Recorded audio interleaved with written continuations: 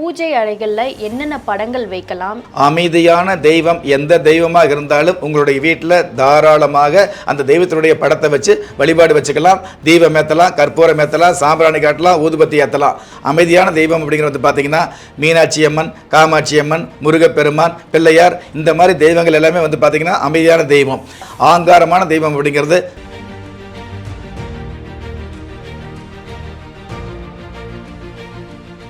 வணக்கம். நம்ம ராஜயோகம் டிவியில் ஆன்மீக தகவல் நிகழ்ச்சிக்கு உங்களை வரவேற்பதில் மிக்க மகிழ்ச்சி. இன்னைக்கு நம்மளோட ராஜயோகம் டாக்டர் கே ராம் சார் நிகழ்ச்சியில் இணைக்கிறாரு. ஃபர்ஸ்ட் அவரை வெல்கம் பண்ணிடலாம். வணக்கம் சார். வணக்கம் சார். பொதுவாக வந்துட்டு நம்ம வீடுகளில் பூஜை அறைகளில் என்னென்ன படங்கள் வைக்கலாம், என்னென்ன படங்கள் வைக்கக்கூடாது அப்படிங்கிற ஒரு கேள்வி எல்லாத்துக்குமே ஒரு பெரிய கேள்வியாக இன்றைக்கி இருக்கிற காலகட்டத்தில் இருக்குது சார். பொதுவாக இறந்தவங்களோட படங்கள் வைக்கலாமா, வைக்கக்கூடாது, இந்த மாதிரி பல்வேறு கேள்விகள் வந்து எல்லாத்துக்கும் இருக்கும். அதுக்கு உண்மையான பதில் என்ன சார்? பொதுவாகவே உங்களுடைய பூஜை அறையில் அதாவது தெய்வங்களுடைய படம் இருக்கிறது மிக மிக நல்லது அப்படிங்கிறத விட உங்களுடைய வம்சத்திற்கு வம்சம் தலைக்கக்கூடிய மிகப்பெரிய அமைப்பு அப்படிங்கிறத உறுதியாக நம்பலாம். எந்த ஒரு வீடாக இருந்தாலும் அந்த வீட்டில் பூஜை அறை அப்படிங்கிறது கண்டிப்பாக இருக்கணும். உங்களுடைய வீட்டில் பூஜை அறை வைக்கக்கூடிய அளவுக்கு வசதி வாய்ப்பு இல்லாமல் இருந்தால் கூட சாமி படத்துக்குன்னு ஒரு தனி இடத்த ஒதுக்கி ஒரு சிறிய சாமி படமாவது அந்த இடத்துல மாட்டி வைக்கணுங்கிறது ஒரு அம்சமாக இருந்துட்டு இருக்குது. பெண்களுக்கு எப்படி நெத்தி திலகம் முக்கியமோ அதே மாதிரி குடும்பத்தில் வசிக்கக்கூடிய பகுதியில் இந்த சுவாமி படம் இருக்கக்கூடிய அமைப்பு மிக மிக முக்கியமானதாக உன்னதமானதாக சாஸ்திரத்தில் சொல்லப்பட்டிருக்குது. அப்படி இருக்கக்கூடிய அந்த சாமி படங்களில் நிறைய பேருக்கு ஆர்வம் அதிகமாக இருக்கிறதுனால இந்த சாமி வைக்கலாம் அந்த சாமி வைக்கலாம் அப்படிங்கிறத விட எந்த கோயிலுக்கு போனாலும் ஏதாவது 4 படம் வாங்கிட்டு வந்துடுவாங்க. காசிக்கு போனாலும் சரி, கஜாவுக்கு போனாலும் சரி, கோயிலுக்கு போனாலும் சரி, பிள்ளையார் கோயிலுக்கு போனாலும் சரி, டூரிஸ்ட் சம்மந்தப்பட்ட விஷயங்கள் எங்கேயாவது வெளியில் போனாலும் சரி, பார்க்குற இடத்துல எல்லாம் ஒரு சாமி படத்தை வாங்கி கூட அந்த வீடு பூரா நிறைச்சி வச்சிருவாங்க. ஏன்னா இந்த சாமி வரம் கொடுக்கும், அந்த சாமி செல்வம் கொடுக்கும். இப்போ வேறு புதுசாக குபேர பொம்மைன்னு உயிரே இல்லாத ஒரு பொம்மையை வாங்கி நிறைய வச்சுக்கிட்டு எனக்கு குபேர சம்பத்து கிடைக்கும் அப்படின்னு அந்த பொம்மை மேற்கு பார்த்து பார்க்குதே இல்லையோ, இவங்க அந்த பொம்மையை எல்லா பக்கம் சுற்றி சுற்றி பார்த்துட்டு இருப்பாங்க, எப்படா நமக்கு குபேர சம்பத்து வரும் அப்படின்னு. அந்த மாதிரி இருக்கிறத விட வெறுமனே சுவாமி படம் வச்சிருந்தால் மட்டுமே போதும். குபேர பொம்மை வச்சால் மட்டுமே குபேர சம்பத்து கிடைக்கும் அப்படின்னா குபேர பொம்மை வித்துக்கிட்டு இருக்கிற அந்த கடையில் அவருக்கு குபேர சம்பத்து கிடைக்கணும் இல்லையா? அவரே ரோட்டோரத்தில் உட்காந்துட்டு குபேர பொம்மை வித்துட்டு இருக்காரு அப்படிங்கிற விஷயத்தை நீங்கள் நினைக்கணும். அதனால குபேர பொம்மை அப்படிங்கிறத விட உங்களுடைய குலதெய்வத்தை வீட்டில் வைக்கலாம். குலதெய்வம் கூட ஒரு சில குலதெய்வத்தை வழிபடலாமே தவிர்த்து வீட்டில் வைக்கக்கூடாது அப்படிங்கிற குலதெய்வ சாஸ்திரம் இருக்கும்.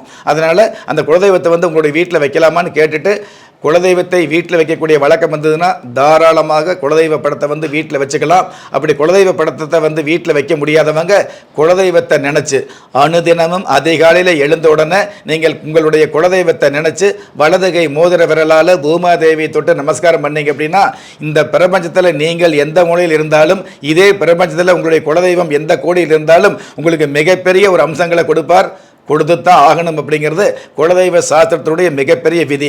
அப்படி இருக்கும் பொழுது இந்த மாதிரி குலதெய்வத்தை படத்தை வைக்கலாம். அல்லது தெய்வ சம்பந்தப்பட்ட விஷயங்களில் பிள்ளையார், முருகப்பெருமான், லட்சுமி, திருப்பதி, இந்த மாதிரி பல்வேறு படங்களை வைக்கலாம். சுருக்கமாக சொல்லணும் அப்படின்னா உங்களுடைய கேள்வியில் கேட்டீங்க இல்லையா, வீட்டில் எந்தெந்த சாமி படம் வைக்கலாம், எந்தெந்த சாமி படம் வைக்கக்கூடாதுங்கிற கேள்வி கேட்டீங்க இல்லையா, இதுக்கு விரிவான பதில் அப்படிங்கிறத விட சுருக்கமாக சொல்லணும் அப்படின்னா அமைதியான தெய்வம் எந்த தெய்வமாக இருந்தாலும் உங்களுடைய வீட்டில் தாராளமாக அந்த தெய்வத்தினுடைய படத்தை வச்சு வழிபாடு வச்சுக்கலாம். தீபம் ஏற்றலாம், கற்பூரம் ஏற்றலாம், சாம்பிராணி காட்டலாம், ஊதுபத்தி ஏற்றலாம். அமைதியான தெய்வம்னா என்னங்க சார் அப்படிங்கிற ஒரு கேள்வி இருக்கும் இல்லையா? அமைதியான தெய்வம் அப்படிங்கிறது பார்த்தீங்கன்னா மீனாட்சி அம்மன், காமாட்சி அம்மன், முருகப்பெருமான், பிள்ளையார், இந்த மாதிரி தெய்வங்கள் எல்லாமே பார்த்தீங்கன்னா அமைதியான தெய்வம். இதில் ஆங்காரமான தெய்வம்னு சொல்கிறீங்கன்னா என்ன சார் அப்படின்னு எடுத்துக்கிட்டோம் அப்படின்னா ஆங்காரமான தெய்வம் அப்படிங்கிறது துர்க்கை அம்மன் சம்மந்தப்பட்டது. அதே மாதிரி பார்த்தீங்கன்னா இப்போ சமீப காலத்தில் பார்த்தீங்கன்னா வாராகி அம்மன் வழிபாடு அதிகமாக வந்துட்டு இருக்குது. நமக்கு துரோகம் பண்ணுறாங்களே இல்லையோ, நம்ம அடுத்தவங்களுக்கு போட்டி போட்டுட்டு துரோகம் பண்ணுறதுக்காக வாராகி அம்மன் வழிபாடு வச்சுக்கிற மாதிரி ஒரு சூழல் அதிகமாக வந்துட்டு இருக்குது. அதனால் வாராகி அம்மன் சம்பந்தப்பட்ட படங்களை வீட்டில் வைக்கிறது. அதே மாதிரி அனுமன் சம்பந்தப்பட்ட அனுமந்த சாமி அப்படிங்கிறது உங்களுடைய காரியம் எந்த காரியமாக இருந்தாலும் அந்த காரியத்தை வீரியத்தோடு செயல்படுத்தக்கூடிய தகுதி அது முதன்மை சம்பந்தப்பட்ட அமைப்பு அனுமந்த சாமி, காரிய சித்தி அனுமந்த சாமி என்று சொல்லக்கூடிய அனுமனுக்கு இருந்துகிட்டு இருக்குது அப்படிங்கிறது ஆஞ்சநேயருக்கு இருந்துகிட்டு இருக்குது அப்படிங்கிறது உண்மைதான். ஆனால் அந்த ஆஞ்சநேயரை வீட்டில் வச்சு வழிபடக்கூடாதுங்கிற விஷயத்தை ஏன் சொல்கிறோம் அப்படின்னா சுத்த பத்தமாக இருந்துட்டு இருக்கணும். நம்ம எல்லோருமே என்ன நினைக்கிறோம், அதாவது எல்லோருமே நல்லவங்களா இருந்துட்டு இருக்கணும், எல்லோருமே நமக்கு நல்லவங்களா இருந்துட்டு இருக்கணும், யாரும் போட்டி போடக்கூடாது, பொறாமைப்படக்கூடாது அப்படிங்கன்னு வந்து அடுத்தவங்க நினைக்கிறோம். ஆனால் அந்த போட்டி பொறாமையில நாம தான் பட்டுக்கிறோம்.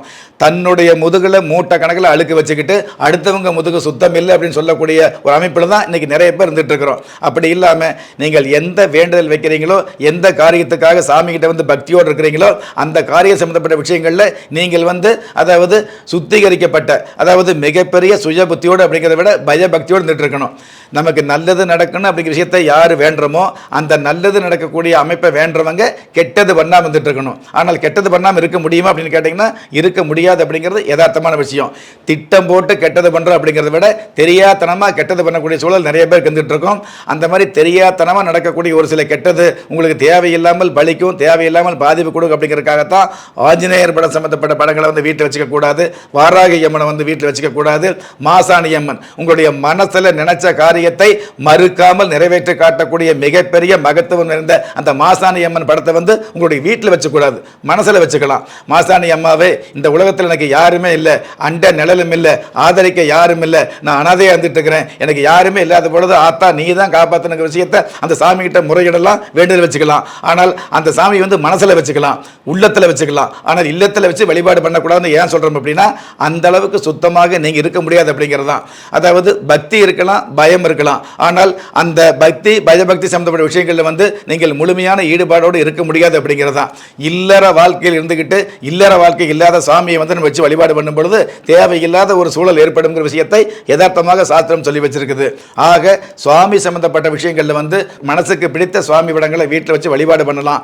ஆனால் ஆசை, ஆர்வம், செல்வம் சேரணும், அதிர்ஷ்டம் கிடைக்கணும் அப்படிங்கிற ஆசையில் வந்து அங்கலாப்புக்கு தகுந்த மாதிரி அங்கங்கே கிடைக்கிற எல்லா சாமியும் வாங்கி கொண்டாந்து உங்கள் வீட்டில் வச்சிங்க அப்படின்னா அதுவே எதிர்மறை சக்தியாக மாறிவிடுங்கிற விஷயத்தை நீங்கள் கண்டிப்பாக தெரிஞ்சுக்கணும்.